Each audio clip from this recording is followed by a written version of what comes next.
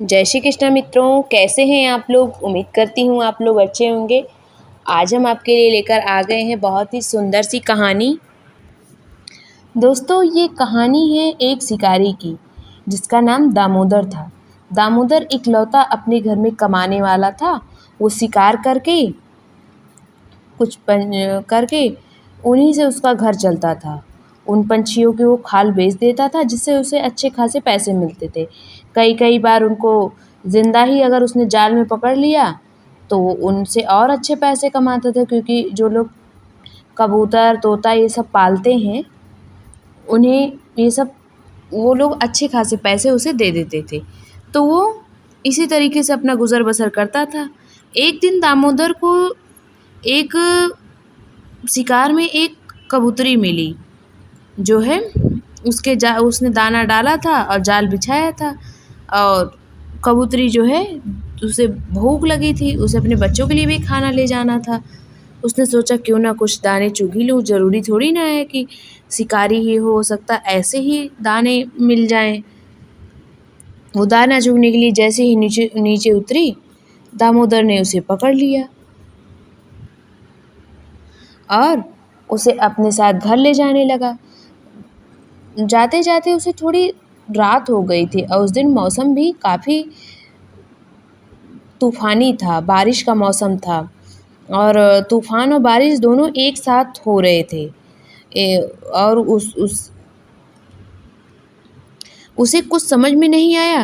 वो एक पेड़ के नीचे सोचा जब तक बारिश रुक नहीं जाती तब तक मैं यहीं पे रुक जाता हूँ, क्योंकि इस बारिश में तो मैं घर तक नहीं पहुँच सकता और इतनी तेज़ बिजली चमक रही है, कुछ भी हो सकता है।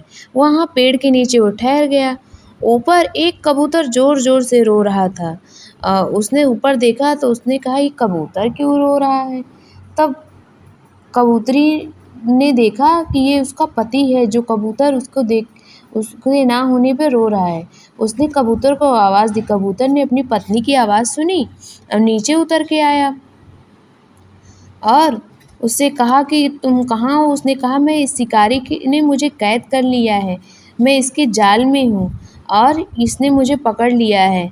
लेकिन कोई बात नहीं स्वामी, आप घर आए अतिथि का स्वागत करिए। ये आज की रात ये शिकारी हमारा अतिथि है, इसका हमें स्वागत करना चाहिए। अब मैं तो कैद में हूँ, आप ही इसका स्वागत करिए।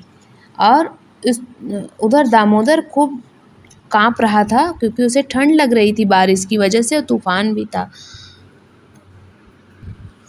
फिर कबूतर ने कुछ पत्ते इकट्ठा किए। फिर उस कबूतर ने कुछ पत्ते इकट्ठा किए और उन्हें जलाया, जिससे शिकारी को बड़ी राहत मिली और उसे गर्माहट भी लगी। वो थोड़ा आराम से बैठ गया और आग सेकने लगा। फिर कबूतर ने सोचा कि ये शिकारी को खाने के लिए क्या दिया जाए, क्योंकि उसके घर में अन्न का तो एक दाना नहीं था। फिर उसने बहुत देर सोचा, फिर मायूस होकर जो आग उसने शिकारी के सेकने के लिए जलाई थी वो उसी में कूद पड़ा कि अब ये मुझे ही खा ले, अब मैं जी के भी क्या करूँगा, मेरी कबूतरी तो जो है इसकी कैद में है, मेरे लिए अब जीवन बेकार है। वो उसी आग में कूद गया। ये सब देखकर शिकारी को बड़ा दुख हुआ कि जिन पंछियों को मैं मार कर अपने आप को बहुत बलवान समझता हूँ, इन मासूम बेजुबान पंछियों को पकड़ कर बेच कर मेरा घर चलता है, ये सब कितना गलत है। इन इन दोनों का जोड़ा मैंने ख़राब कर दिया। फिर उसने सोचा कोई बात नहीं, कबूतर तो नहीं बचा, चलो कबूतरी को अब छोड़ देता हूँ, क्योंकि उसका हृदय पूरी तरीके से बदल गया था कबूतर के इस त्याग को देखकर और कबूतरी के इस अतिथि भाव की सोच को देखकर। उसने जैसे ही पिंजड़ा खोला, कबूतरी जो है उसमें से उड़ी बाहर निकली। फिर उसने सोचा जब मेरा पति ही नहीं रहा तो मैं क्या करूँगी, वो भी उसी आग में कूद गई। अब तो शिकारी सर पटक पटक के रोने लगा कि ये मैंने क्या कर दिया, एक दो पंछियों के जोड़े को अलग कर दिया, इतने प्यार करने वाले पति पत्नी थे ये, और इनको ही मैंने अलग कर दिया, ये मैंने क्या कर दिया। इस तरीके से शिकारी को अपनी गलती का बड़ा पछतावा हुआ।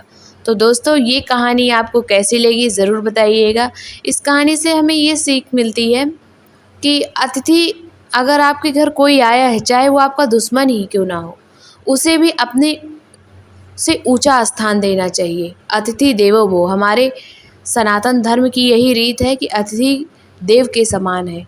अतिथि का अगर हम स्वागत अच्छे से करेंगे तो हमारा भी अच्छा ही होगा। तो आपके घर कोई गरीब हो या अमीर हो, कैसा भी आए, उसका स्वागत पूरे दिल से और अच्छे से करिए। चलिए मिलते हैं आपको एक नई कहानी के साथ। तब तक अपना अपने परिवार का ध्यान रखिए। जय माता दी, जय श्री कृष्णा, राधे राधे, सीताराम।